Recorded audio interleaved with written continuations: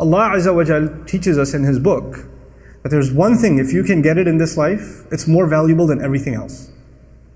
Everything else will be okay if you have this one thing. And that one thing is a closeness to Allah, is being good with Allah, and truly developing a connection and a bond with Him.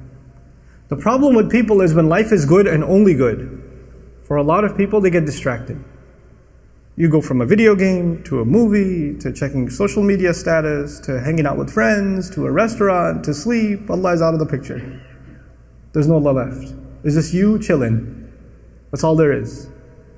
And then times get tough. And the friends aren't there. And the game doesn't feel good anymore. And the car doesn't look good anymore because the health is gone. When the health is gone, none of those things mean anything anymore. All you care about is, I just want to be out of this hospital bed. If I could just walk again, that'd be fine.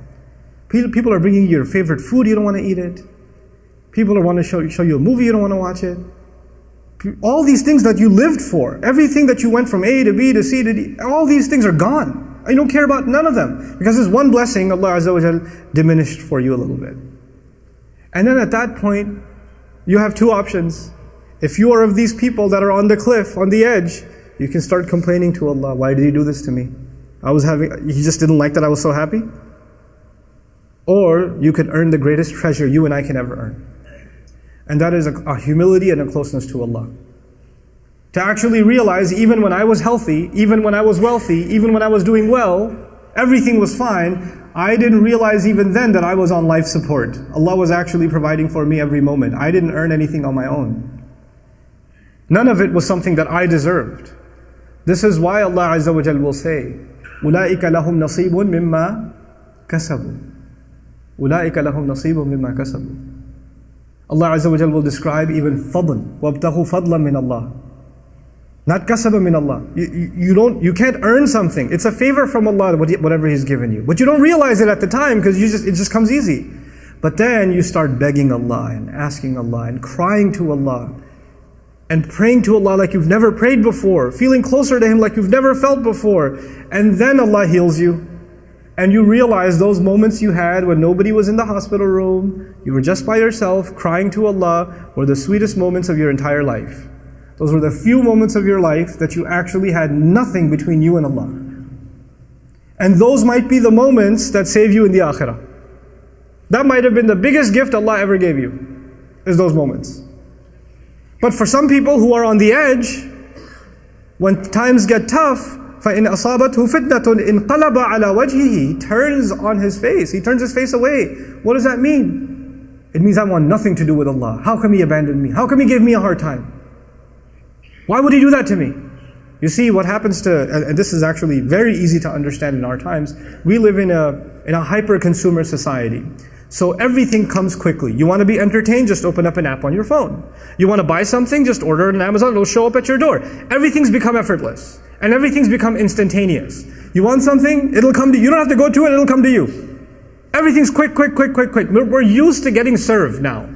We're used to constantly getting served. And if one order of yours is 2 days late, 3 days late, you're going to give it 1 star, thumbs down, bad rating. You're used to this now. And now you make dua to Allah. Or you expect Allah to take care of some of your problem, but you're so used to getting things done so quickly and immediately. And when it doesn't happen, we're like, this is poor service. I need better customer service. I'm not going to go to Allah again and place an order. Because you're a customer now. You're entitled now. He turns his face from Allah. He didn't even listen to me. He didn't even solve my problem. Understand that Allah Azza wa Jal has a plan for everybody. And just to give you a comparison, in the case of Yaqub alayhi salam, who lost his child, Allah returned his child to him after years. Many, many years. And in the case of Musa alayhi salam, his mother also lost her child. She put him in the water. And he returned that child after a few hours. Because by the time the child got hungry, the next feeding was from the same mother. Because he wouldn't drink from anybody else. What am I trying to get at? Sometimes in this world, sometimes Allah will answer that pain of yours, Allah will relieve it immediately. Sometimes He will relieve it after many, many years. But in all of it there's good. In all of it there's good. I love the story of Musa alayhi salam, particularly because the khair in it. Think about the khair in it. All those years this father cried, yes? This father almost lost his eyesight, and eventually, وَبْيَضَّتْ عَيْنَاهُ, Quran says, some of the ulama like Alusi rahimahullah comment, amiya, and he became blind from crying. But all this time, where was Yusuf? Yusuf was in a prison. Yusuf is being held in, he was a child servant. When he got older enough, he got thrown into prison. He spent many of his years in jail. So either he served as a servant, or he served as a prisoner inmate in jail. Not a good life. That's not a good life. But at the end of it all, when he interprets a dream of the king, and that dream means that entire economy is going to collapse in 7 years, and people are going to die of starvation, the only one who knows how to handle that crisis was Yusuf. Had he not been in jail, he would have never helped the king. You understand this? If Yusuf was with his father the whole time, alayhi salam, that never would have happened. But now that Yusuf is there to interpret the dream and says, Inni hafidhun, I am the one who can take care of this responsibility. Make me the treasury secretary. Give me this responsibility. When he does that, and he takes care of it, what happens next? What happens next is thousands, if not hundreds of thousands of parents don't have to cry that their children died of starvation. One father cried for several years, but his tears, Allah made them a way of saving thousands of families from crying. Because if he didn't save that economy, and he didn't save that crop, the entire land would have been in drought, and people would have died of starvation, and war would have happened, all kinds of crises would have happened. Sometimes the difficulty you go through isn't just better for you. Maybe through your difficulty, you will become a sadaqah jariyah for so many others. You don't even know. You don't know. But if you're on the edge, you don't have that kind of trust in Allah. So you turn your back to Allah. انقلب على وجهه. And then Allah says, خسر الدنيا والآخرة. This is what I want to leave you with.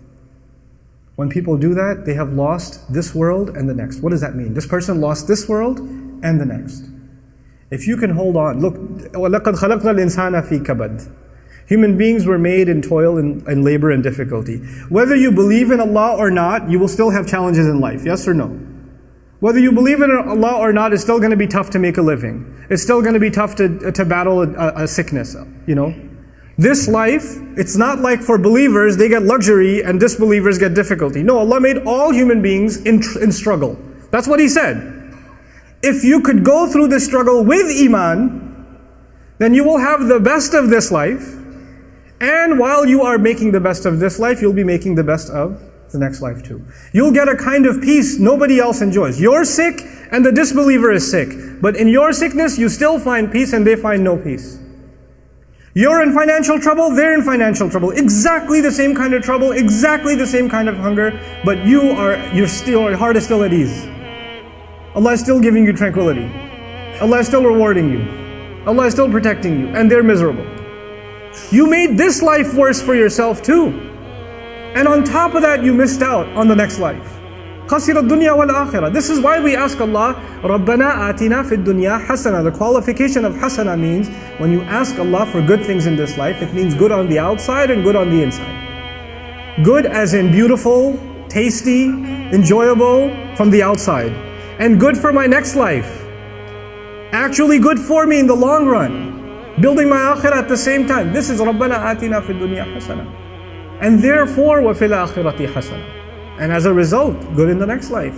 Something that's beautiful and good on the inside as well. So Allah Azza wa Jalla says He lost this world and the next. ذَلِكَ هُوَ الْخُسْرَانُ الْمُبِينُ. That is the ultimate loss. The Quran uses 3 words for loss. Allah Azza wa Jalla uses khusr. إِنَّ الْإِنسَانَ لَفِي خُسْرٍ. He uses khasaran and He uses khusran. And khusran is a masdar, sighatul mubalagha, the worst kind of loss.